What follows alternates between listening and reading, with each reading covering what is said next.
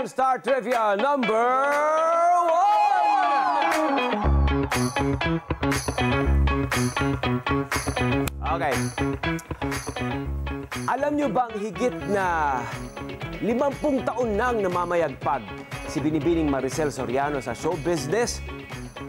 Nagsimula siya kasi umarte sa murang edad pa lamang na 6 na taong gulang noong 1971 sa pelikulang My Heart Belongs to Daddy.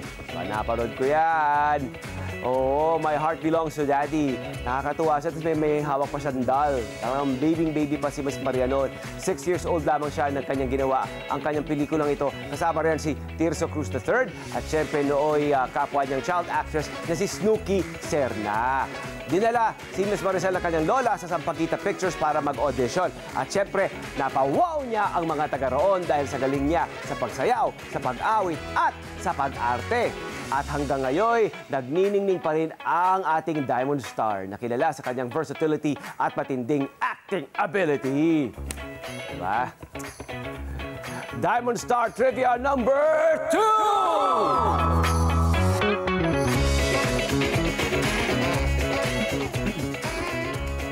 Bukod sa galing sa pag-arte, alam nyo bang nakilala rin si Miss Maricel Soriano bilang dancing queen of the 80s? Aba, sikat na sikat nung panahon nyo ng mga pagsasayaw niya ng mga hit songs gaya ng Arico Mambo, Body Dancer, di ba? Shake, Body Dancer, syempre, and Give Me Just a Little More Time.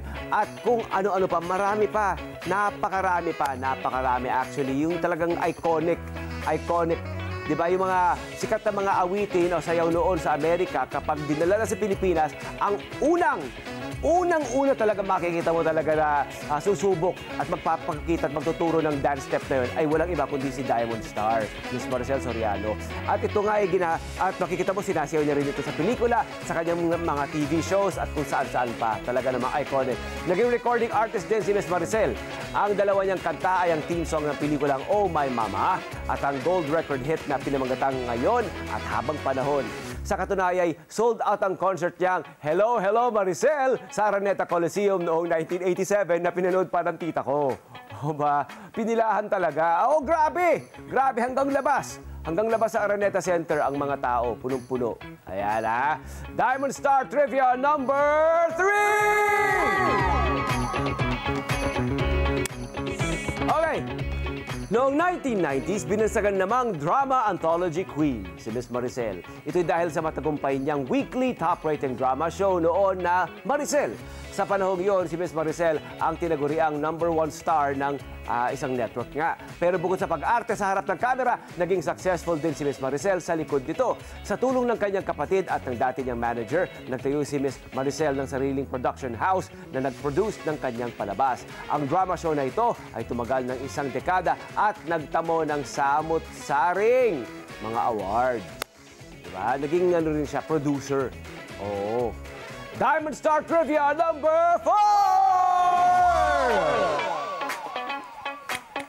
Okay, alam niyo ba na si Miss Maricel Soriano ang second most awarded Best Actress ng Metro Manila Film Festival at Young Critics Circle. Pumapangalawa siya sa superstar na si Nora Honor sa pagtanggap ng pinakamaraming Best Actress Awards mula sa nabanggit na award-giving bodies. Higit sa 100 na po ang mga proyekto, mga programa at pelikulang kanyang nagawa. At sa isang punto ay naging sa maraming pagkakataon, box office queen itong ating si Miss Maricel dahil sa natanggap niyang 13 Box Office Entertainment Awards. Patunay ito sa dekalidad niyang pag-arte na talaga namang hinahangaan ng lahat. Kaya naman, we're all very honored na bahagi na si Miss Maricel Soriano ng Net25 Family! Abay, biruin nyo, mapapanood nyo ang kanyang much-awaited comeback dito. Kahit abangan na ang sitcom na itong sigurado magpapatawa at magtuturo rin sa inyo ng aral. Ang 3-in-1 ngayong Sunday na po, January 14, dito lamang sa Net25.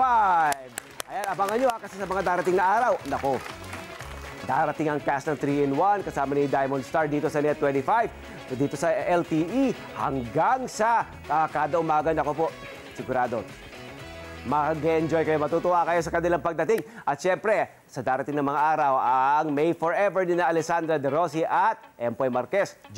Sa January 20 na po yan. Makikita rin natin sila rito sa ating mga programa. Okay, sana na-entertain kayo sa mga pasabog na trivia about our Diamond Star herself. Because if Tony knows, everybody knows!